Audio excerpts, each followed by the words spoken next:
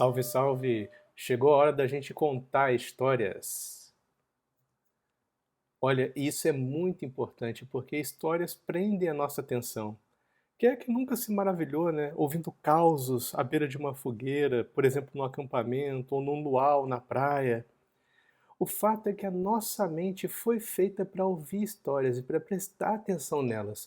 E a gente pode tomar proveito disso para poder comunicar a ciência também. Nessa aula, eu quero te mostrar que você pode dar uma palestra da mesma forma como você contaria uma história. As técnicas de storytelling podem ser usadas dentro da academia também.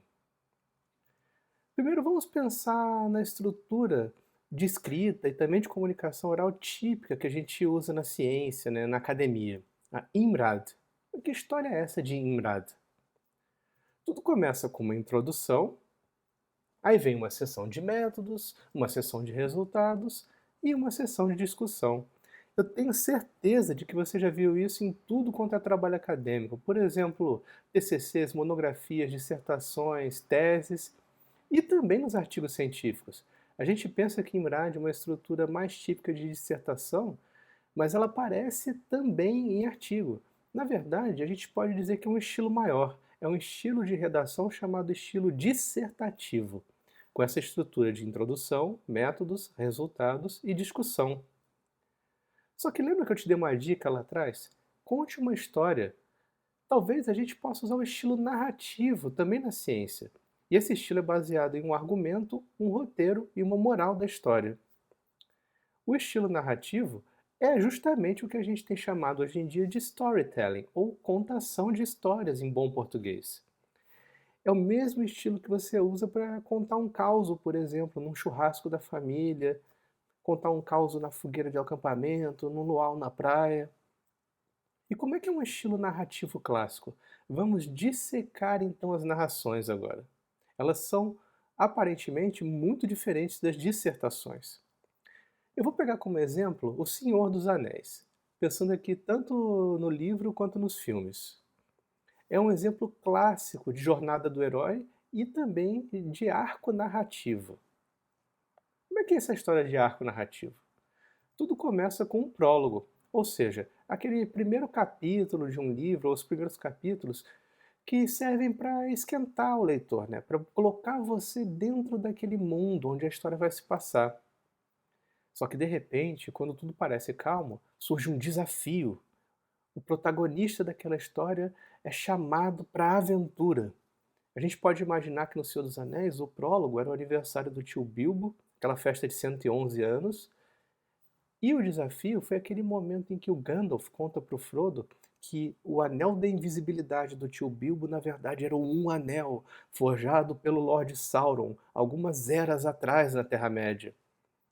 Esse desafio automaticamente coloca a história em movimento, trazendo a gente para a fase da ação, ou seja, toda aquela jornada da Sociedade do Anel saindo do Condado e indo até Mordor para destruir um anel no fogo da Montanha da Perdição. E essa ação vai se desenrolando pela maior parte do livro, ela consome a maioria das páginas, até que uma hora ela chega em um clímax. Ou seja, no caso do Senhor dos Anéis, é aquele momento em que o Um Anel finalmente é destruído. Nas palavras do livro, é quando eles cumprem a demanda do anel.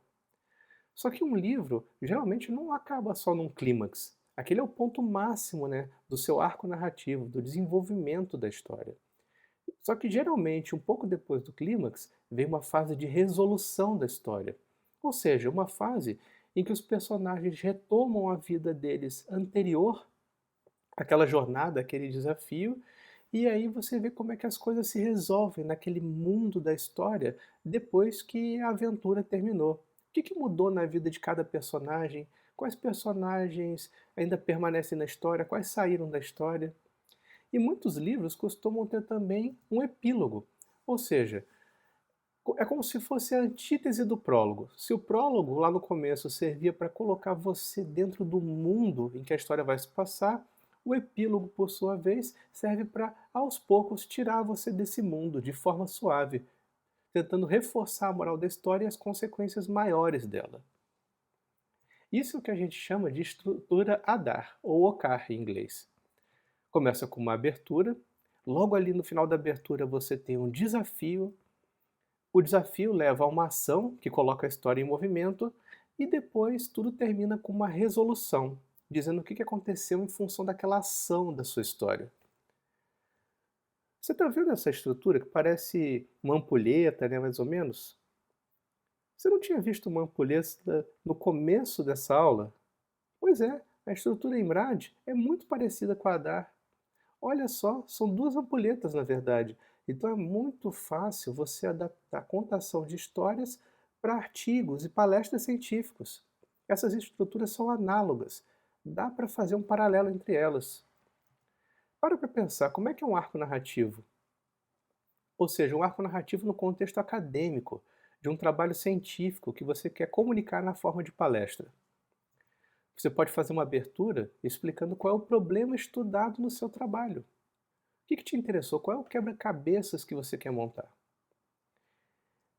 A definição do problema te leva a um desafio, que é, nesse mundo do problema que você escolheu, qual pergunta específica você queria responder naquele trabalho?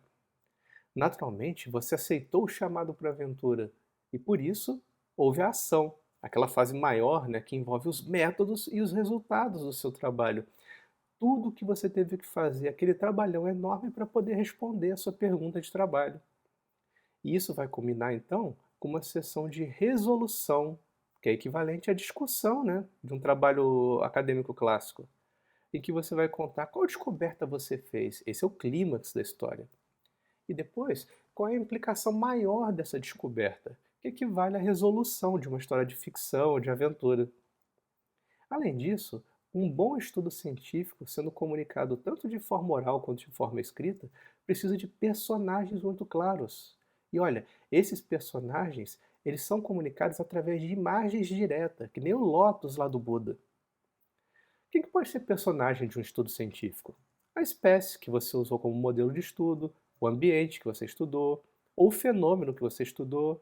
Depende, né, do tipo de abordagem, o tipo de trabalho que você fez. Se é um trabalho de história natural, outro tipo de trabalho empírico, um trabalho mais teórico, um trabalho de síntese.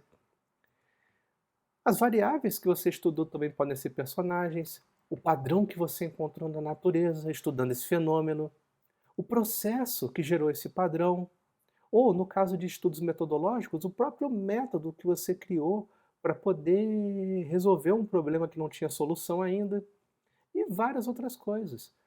Todos esses elementos de um trabalho científico podem ser convertidos em personagens que se adequam a um arco narrativo. O mais importante é saber quem é o protagonista do seu estudo. Aquele personagem que você definir como mais importante, ele vai ser o centro, o norte da sua história. E outra pergunta fundamental é por que o público deveria se importar com esse personagem? Você já leu, por exemplo, algum livro ou assistiu algum filme em que de repente um personagem que parece importante morre e não faz a menor diferença? Aquilo não tira a história do curso dela? Ou às vezes era para fazer diferença e você não se importa com a morte daquele personagem? Então, provavelmente foi um personagem mal construído pelo autor. E é importante também deixar claro como é que esse protagonista se transforma ao longo da jornada. Para que as pessoas reconheçam cada personagem, claro, principalmente o protagonista, e se importem com esses personagens, você precisa ser coerente no vocabulário. Se você usar um termo técnico para se referir a alguma entidade do seu interesse, seja uma espécie, um ambiente, um fenômeno, um padrão, o que for, você tem que ser coerente no uso desse termo. Não pode chamar uma hora João de José, depois chamar de Alberto, depois chamar de Sebastião. Use sempre o mesmo nome para se referir à mesma entidade. Ou seja, nomes também criam imagens diretas. Se você ficar trocando o nome dos personagens, você não está tornando o texto mais leve ou mais interessante. Esquece essa mentalidade de escola. Na verdade, você está tornando o seu texto mais confuso, mais difícil de ler. E você pode tornar o texto ainda mais fácil de ler usando paralelismo. Paralelismo é uma técnica narrativa sensacional, em que você cria estruturas no seu texto, ou na sua palestra, aqui no caso, que se repetem. E toda vez que aquela estrutura ou aquela palavra se repete, o leitor instintivamente sabe do que você está falando. Esses paralelismos servem para deixar mais claros ainda os personagens e os capítulos da sua história. Olha, um exemplo maravilhoso de paralelismo é o discurso do Abraham Lincoln, aquele presidente americano da época da Guerra Civil, e foi um discurso que ele deu ali no finalzinho da Guerra Civil em Gettysburg, em 1863.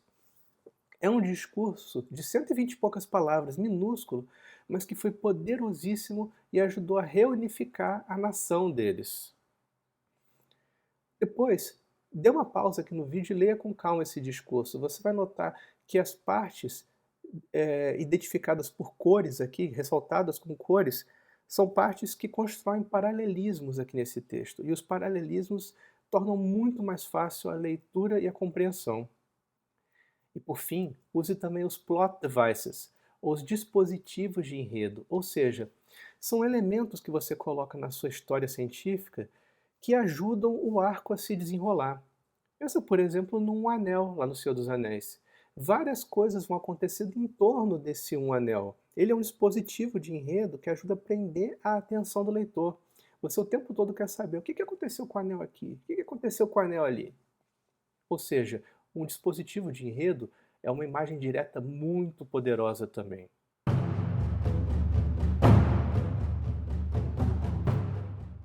Qual é a moral da história? Eu gostaria muito que você se lembrasse dos seguintes pontos. Primeiro, conte uma boa história, centrada em um argumento interessante e desdobrado em um arco narrativo claro, fácil de acompanhar. Construa personagens fortes e escolha um protagonista cativante para a sua história. As pessoas que forem ler o seu trabalho ou assistir a sua palestra precisam se importar com esse protagonista. E além disso, seja consistente no vocabulário e use paralelismo para guiar o seu leitor de forma suave através do arco narrativo.